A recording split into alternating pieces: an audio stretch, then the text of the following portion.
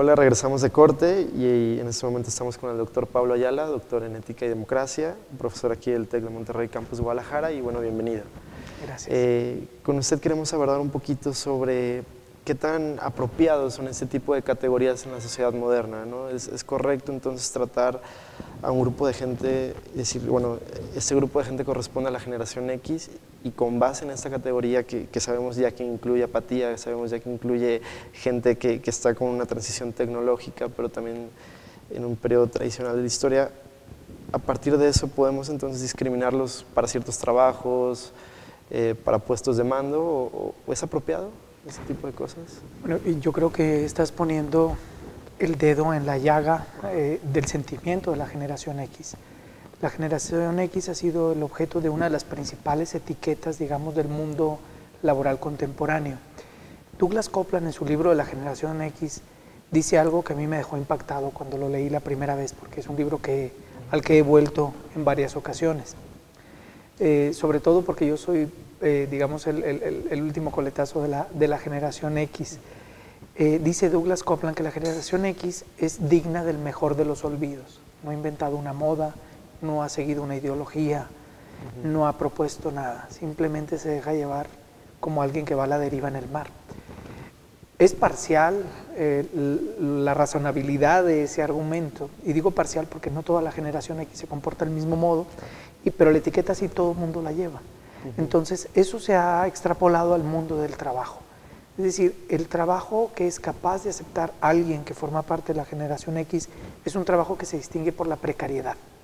Es decir, alguien que está en un punto de engorde, como lo dice Douglas Coupland, que puede ser, por ejemplo, una cadena de supermercados, o que puede ser de estas cadenas de comida rápida, en donde el futuro no parece que va a ser muy promisorio, y sin embargo los valores y las condiciones y las características en las que se desenvuelve el empleo sí que son muy particulares de una generación que no defiende nada y que estamos muy seguros por la etiqueta que lleva que no va a defenderse de esa posición, y eso la orilla y la obliga a esta generación a aceptar cualquier tipo de trabajo, como él lo señala, trabajo basura.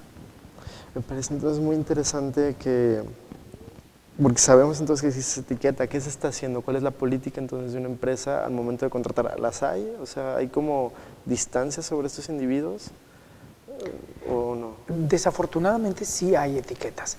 En la actualidad ahora el que es miembro de la generación X sí la lleva, y la lleva con cierto infortunio por lo siguiente, porque no es lo suficientemente tecnologizado como sería una generación como la tuya, por ejemplo, es decir, que estemos tan al corriente del manejo de las últimas tecnologías, pero todavía estamos como que arrastrando los últimos ideales de esa generación del 68, que se movía a partir de principios muy fuertes.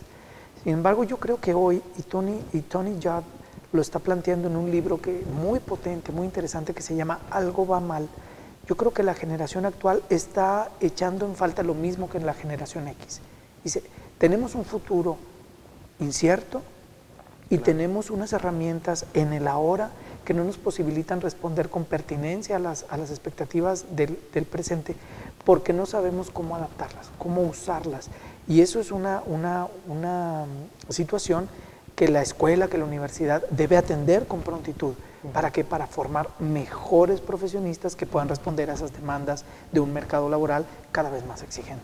Algo que estaba analizando con el invitado anterior, Juan Pedro Delgado, era precisamente que la generación X es como, no diría víctima, pero sí está inmerso en esta serie de transformaciones o revoluciones sociales que a final de cuentas no cambiaron, sí cambiaron mucho el mundo en el que viven, pero no su posición, o no alcanzaron las expectativas que tenían, ¿no? Por ejemplo, se me viene a la mente el neoliberalismo de los 80s, que les toca en la adolescencia, pero que no llega a esa promesa de riqueza. Que no toda la gente puede gozar de esa riqueza que se prometió en algún momento, ¿no? Ese progreso. Y por ejemplo, me parece muy interesante porque yo siento que en generaciones como la mía, esa promesa como del crecimiento tecnológico, como de la capacidad del hombre para ser un agente en el mundo, también queda a veces corto por la distribución de poder y todo, ¿no? Entonces empezamos a caer otra vez en ese si bien el mundo está en constante movimiento, en un estatismo individual, ¿no? Porque ahora sí que nos exceden las fuerzas en las cuales vivimos. Y también genera apatía, porque ahora sí que el joven moderno también es muy apático. Entonces, sí me parece muy interesante y creo que también tiene que ver con las categorías de los nombres, ¿no? Generación Y, generación X, puede ser nada más que una continuación, ¿no?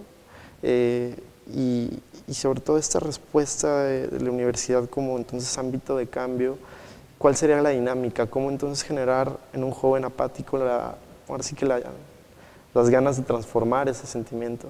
Lo que pasa es que yo no culparía a la juventud de apatía. Y yo me sumaría a este juicio de Judd.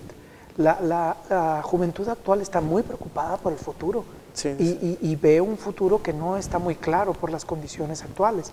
Entonces, ¿qué es lo que podríamos hacer? Yo considero que uno de los problemas con los cuales todavía ha tenido que lidiar la generación X es que nació en un momento en donde ya tenía los resultados de la bonanza económica que exigieron y por la que lucharon otras generaciones. Es decir, esta generación ya nació en un contexto de prosperidad material. sí. Entonces, cuando tú naces en un entorno en donde lo material ha sido ya parte de tu relación habitual con las cosas, pues ya no tienes algo por qué luchar. Claro. De ahí esa apatía a la que tú te refieres. Sin embargo, ahora ciertas habilidades que se dan en el mundo de la educación en particular o que la sociedad puede proveer, son ciertas condiciones de un bienestar material que no es suficiente para llevar a cabo los proyectos de vida que cualquier joven en esta época, que tiene un contacto con todo el mundo, que nos abren las nuevas tecnologías, quisiera vivir, pero que materialmente no puede lograr. Y eso es un proceso de frustración que Richard Sennett ha estudiado en sus últimos 3 libros y que nos lleva a una dinámica de frustración generalizada y que tenemos que trabajar en ella para que no nos afecte de manera negativa. ¿Y con qué tipo será correcto decir, bueno, combatir las etiquetas con etiquetas o qué pasa ahí? Yo creo que deberíamos de combatir las etiquetas con el desarrollo de competencias, de otras nuevas competencias.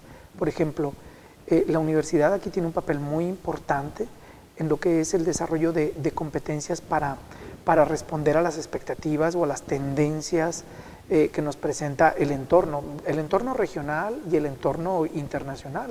Un joven como tú necesita estar preparado pues para convivir en medio de la diferencia, para convivir con otras culturas, para convivir mediante ciertas habilidades de tipo procedimental que tienen que ver con el uso de las tecnologías, pero también con el encuentro de otras culturas. Entonces, yo creo que no resolvemos el asunto con nuevas etiquetas, lo resolvemos con competencias que incluyen conocimientos, habilidades, actitudes y valores para afrontar los nuevos retos de este presente que nos presenta cosas mucho más difíciles de afrontar que las que vivimos en la generación X. Claro, te agradezco mucho, Pablo, esta plática, agradezco sobre todo el poder llevar el problema de la generación X, un problema actual, ¿no? Un problema que no solamente es de un grupo de personas con ciertas características socioculturales o con ciertos rasgos biológicos, en este caso la edad, sino un problema que yo creo que todos compartimos, ¿no? Que es el interés por este mundo.